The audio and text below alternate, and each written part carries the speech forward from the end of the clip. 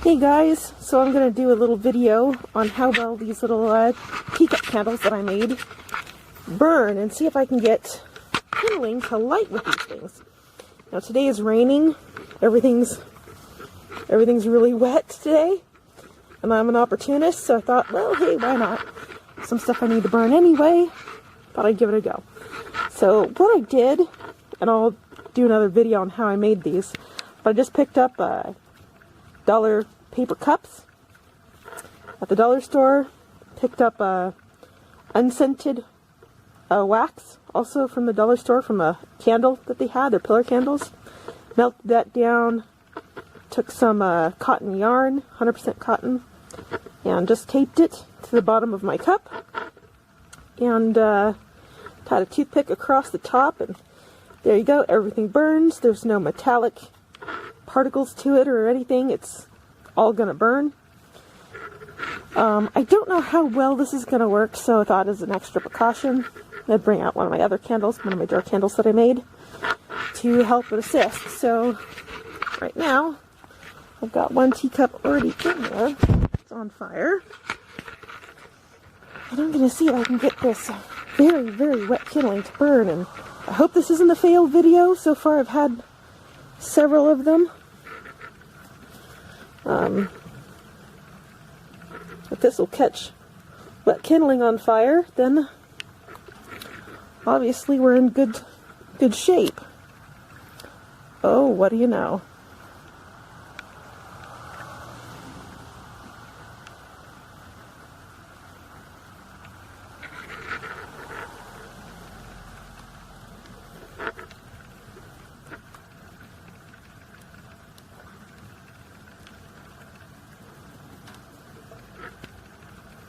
This may actually work.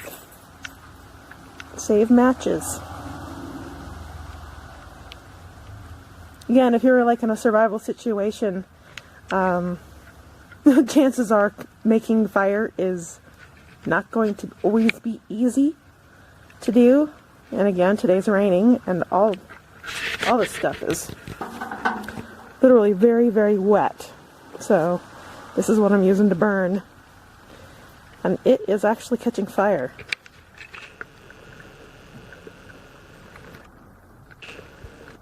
So I'm kind of happy with this. So I'll let you know how this progresses.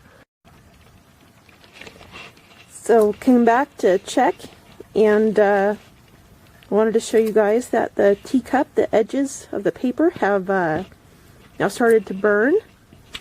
And my wet kindling is now actually on fire. So, if I can grab this, I'm fairly happy with that. And that sputtering is from the water hitting the wax. Now, wax is an oil, and oil and water do not mix very well.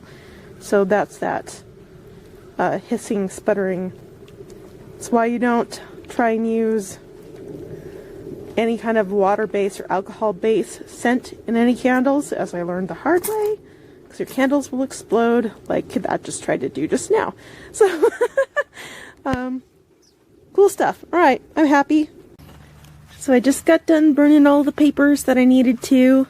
The paper's going to be put into compost to help enrich the ground. But look where the smoke's coming up. You know, there's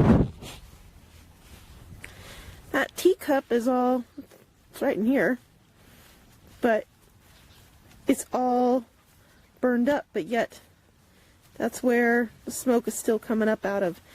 And so that obviously has a little bit longer of a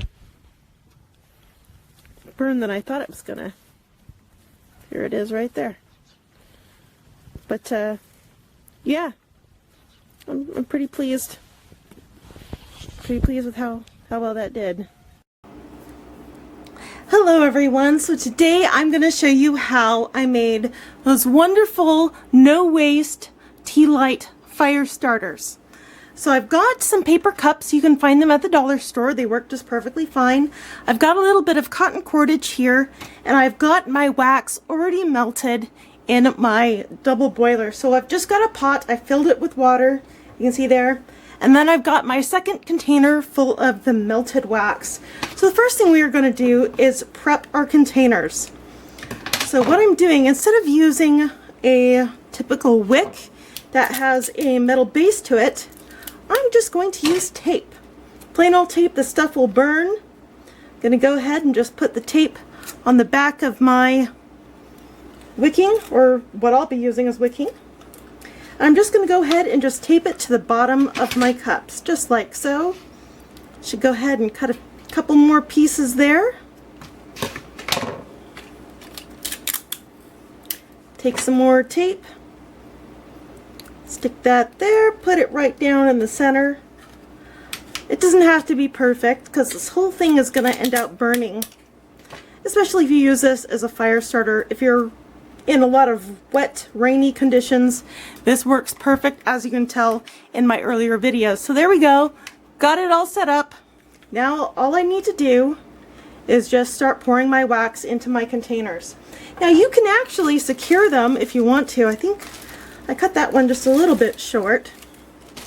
You can actually secure your wick in place just by using like a little clothespin like I've got here. I'm just going to go ahead and just clothespin my wick just to the side of my container, and that will hold that wick up just fine. And since that one's a little short, I figure that would be much easier to do that now before I pour the wax. It doesn't really matter, but well, I guess, well, if you cut your wick a little bit too short like I did, maybe you'll want to do this first. But you don't have to.